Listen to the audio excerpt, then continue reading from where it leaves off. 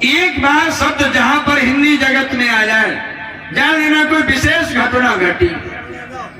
अच्छा, संस्कृत में एकदा शब्द आ जाए तो जान लेना यहां पर कोई विशेष घटना घटी। इसलिए एक बार के लिए गोस्वामी जी संकेत कर रहे हैं, एक बार करतल बरवीना गावत हरि गुण धाम प्रवीणा।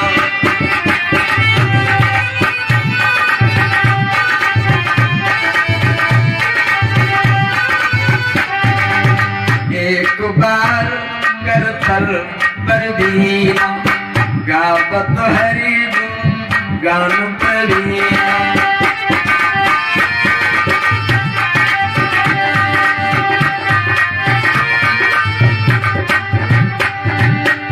एक बार हाथों में श्रेष्ठ वीणा लिए हुए भगवान नारायण के गीत गाते हुए नारद चले।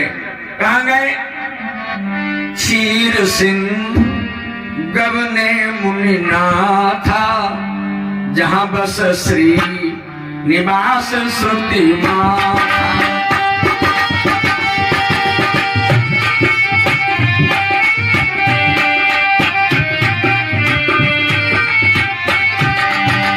क्षीर सिंधु गवने मुनिनाथा, जहां बस श्री निवास श्रुति माता।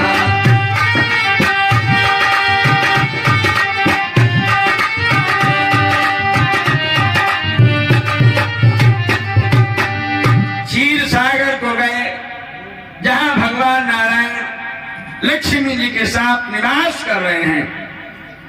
और जैसे ही क्षीर सागर में प्रवेश किया, भगवान की नजर नारद पर गई।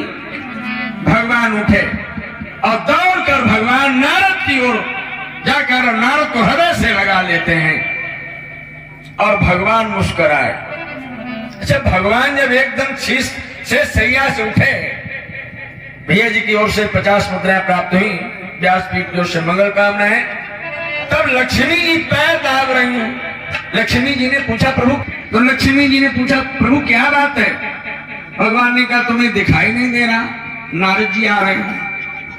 लक्ष्मी जी ने कहा तो इसमें कौन सी बड़ी बात, नारद तो जब तब आते रहते हैं। भगवान ने कहा लक्ष्मी, ये पहले वाले नारद नहीं रहे, बदलाव हो गया। इतना कहकर भगवान दौड़े और नारद जी को हृदय से लगाया और बोले। क्या बोले? बोले बिहस चराचर राया, बहुत दिनन की मुनि दाया।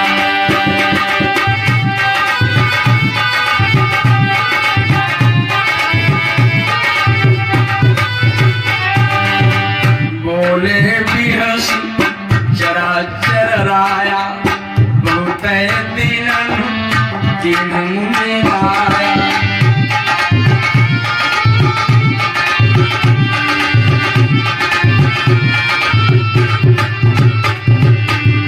बोले बिहस, भगवान बिहस कर बोले, बड़े दिनों के बाद दया की। अच्छा, भगवान की शब्द शैली बड़ी गजब की है। हाथ जोड़कर भगवान ने कहा कि बड़े दिनों के बाद दया की। कहाँ रहे? नारद ने कहा हिमालय पर चले गए थे और वहां मैंने तप किया और मेरे तप के प्रभाव से कामदेव हार गया। भगवान ने कहा नारद तुम धन्य हो, तुम्हारा क्या कहना। तुमने अगर काम जीता तो बहुत बड़ी बात तुम्हारे लिए नहीं है, तुम अखंड ब्रह्मचर्य में विचरण कर रहे हो।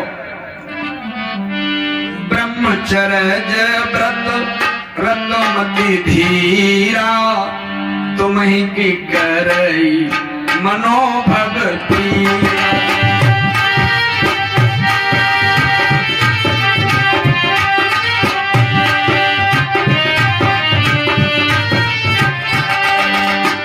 ब्रह्मचर्य व्रत रत्नमति धीरा, तुम ही की करई मनोभक्ति।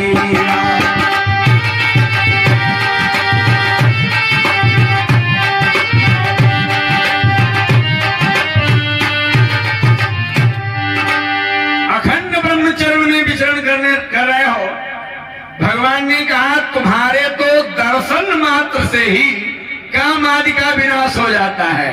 क्या कहना?